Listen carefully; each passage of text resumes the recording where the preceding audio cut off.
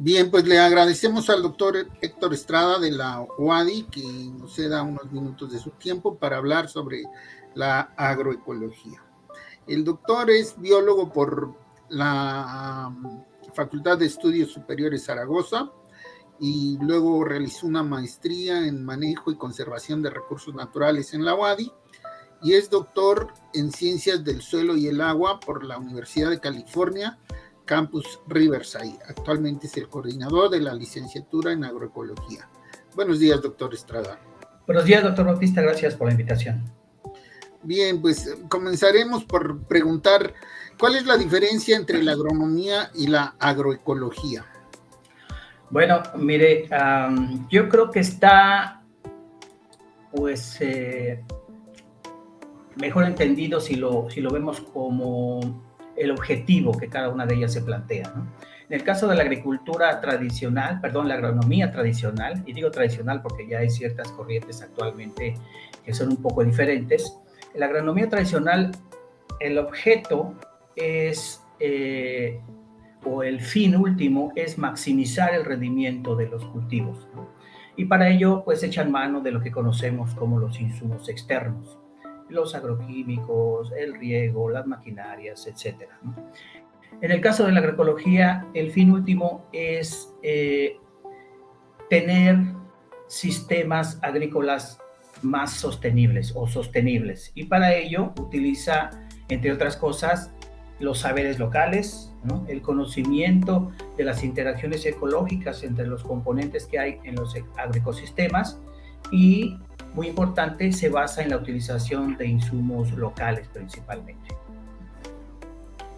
Ok, digamos que la agroecología se ve obligada a tener una visión, digamos que más científica y más holística en la producción de los alimentos. ¿Eso sería correcto?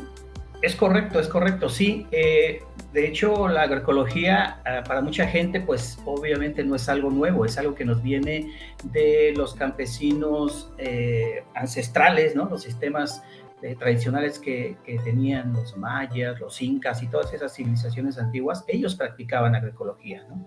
Entonces, ese conocimiento de saberes locales que ellos desarrollaron, lo desarrollaron basado en el conocimiento de su entorno. Entonces, y es algo que fuimos olvidando con el desarrollo de la agricultura verde, con la revolución industrial, es algo que se nos fue olvidando y empezamos a utilizar demasiados insumos externos para lograr mejores cosechas, y lo logramos, pero a un precio de que fuimos dañando tanto el suelo como el medio ambiente.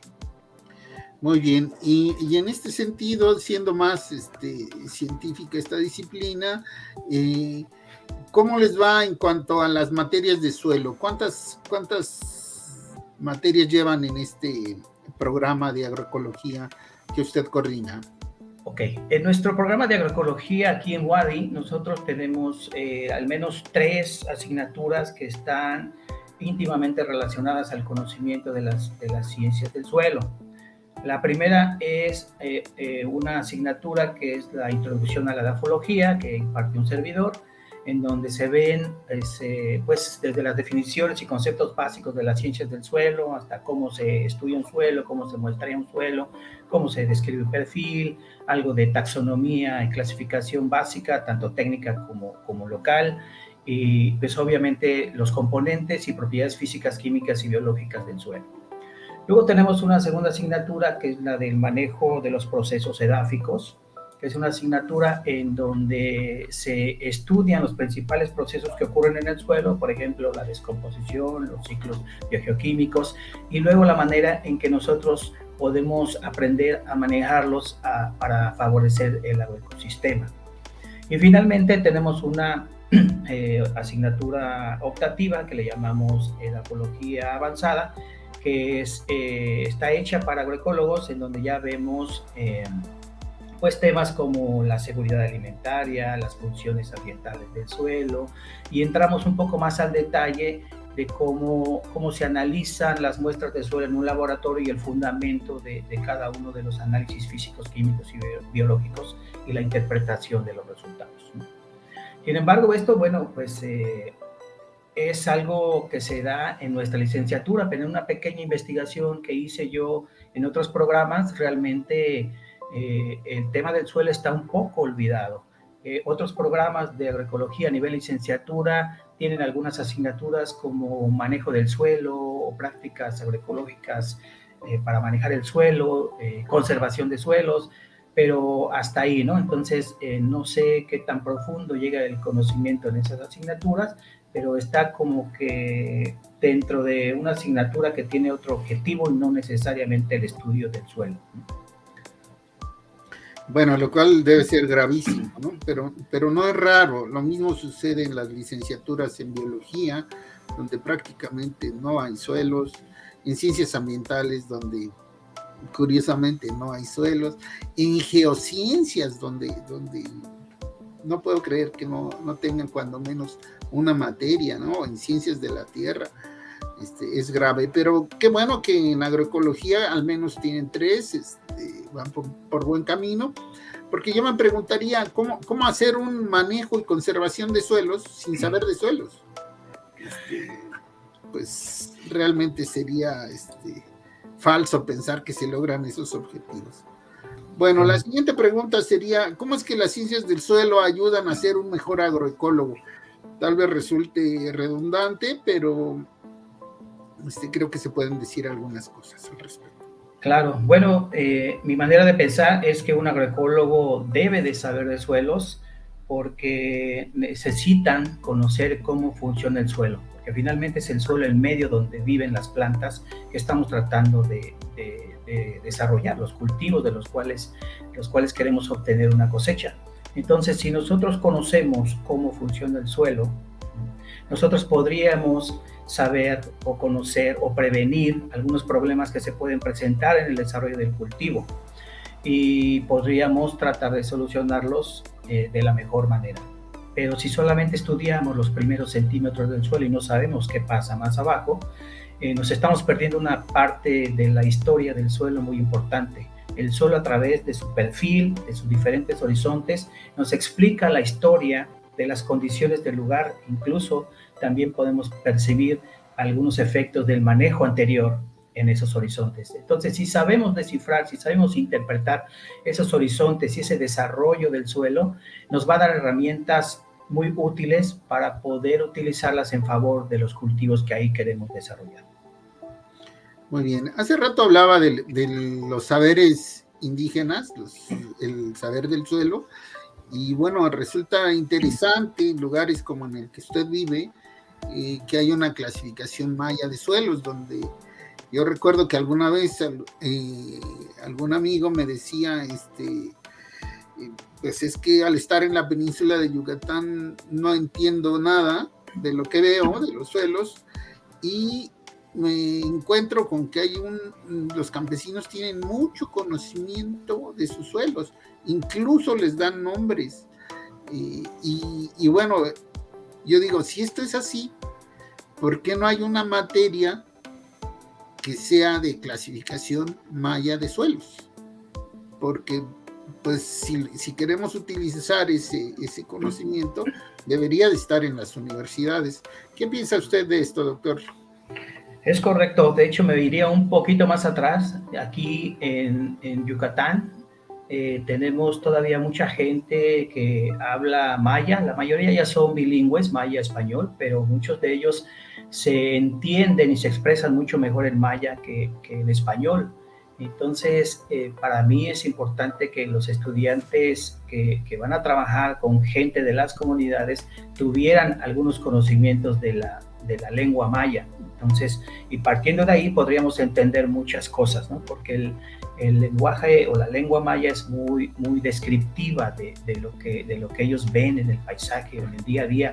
Entonces, conocer un poco de maya ayudaría mucho a los agroecólogos y a cualquier otro profesional que interactúe con gente rural para entender mejor las condiciones, el contexto, los problemas y demás que suceden.